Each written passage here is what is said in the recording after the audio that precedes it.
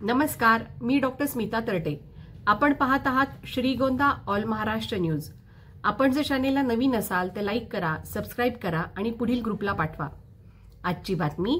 आणि म्हणून या ठिकाणी विषय असा झाला की जे महाराष्ट्र शासनाने जमिनी मागासवर्गीय कुटुंबांना उदरनिर्वाहासाठी त्यांच्या कुटुंबाचा उदरनिर्वाह व्हावा, त्यांचं कुटुंब सुखी राहावं यासाठी अनेक वर्षापूर्वी त्या जमिनी दिल्या होत्या।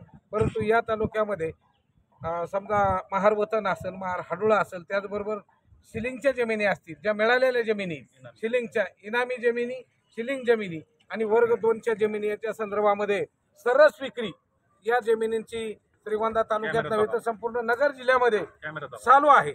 आणि म्हणून ही गोष्ट न परवडणारी, कारण आमचे मागासवर्गीय कुटुंब किंवा नागरिक हे पुन्हा भूमिहीन होणार आहेत, ते जमिनीपासून वंचित राहणार, त्यांना भविष्य काळामध्ये त्यांच्या नावावर 7/12 उतारा राहणार नाही।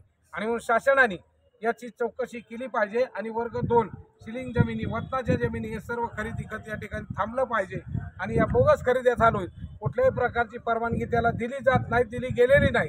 नाशिकवरून कलेक्टरवरून फक्त सांगितलं जातं आणि या जमिनीची खरेदी खत केलं जातं। हे यापुढे घडू नये। आणि आमचा जो मागासवर्गीय माणूस आहे, जो वंचित आहे, जो लाभापासून वंचित आहे आणि जमिनीपासूनही वंचित होणार आहे, आणि म्हणून शासनाने याच्याकडे लक्ष द्यावं। या मागणीच्या संदर्भामध्ये आज आपण इथले सब रजिस्टर कोण आहेत, काय नाव त्याचं, तारगे साहेब, त्यांनाही भेटलो। त्या ठिकाणी प्रांत अधिकारी चिंचकर साहेब त्या ठिकाणी आले होते आणि त्यांना ताबडतोब सूचना दिल्या।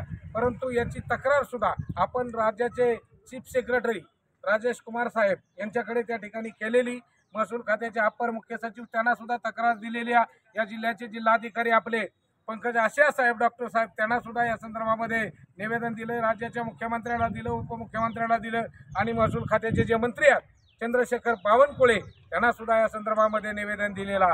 आणि या संदर्भामध्ये आपण लवकरच शिष्टमंडळ घेऊन बावनकुळे साहेबाला भेटणार आहोत की नगर जिल्ह्यामध्ये संपूर्ण सरस वर्ग 2च्या जमिनी, वतनाच्या जमिनी ते खरेदी खत चालू आहे।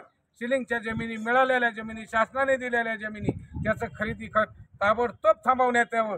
आणि यापूर्वी ज्या खरेदी झाल्यात सन 2015 पासून ते 2025 पर्यंत हे सगळे खरेदी खत रद्द करून ज्याच्या नावावर जमीन आहे त्याला ती पुन्हा पूर्ववत देण्यात यावी, अशा प्रकारची मागणी या ठिकाणी आपण राज्य सरकारकडे करणार आहोत। आणि त्यासाठी बावनकुळे साहेब, राज्याचे चीफ सेक्रेटरी आणि डेप्युटी सीएम यांना आपण लवकरच निवेदन शिष्टमंडळाद्वारे भेटून देणार आहोत।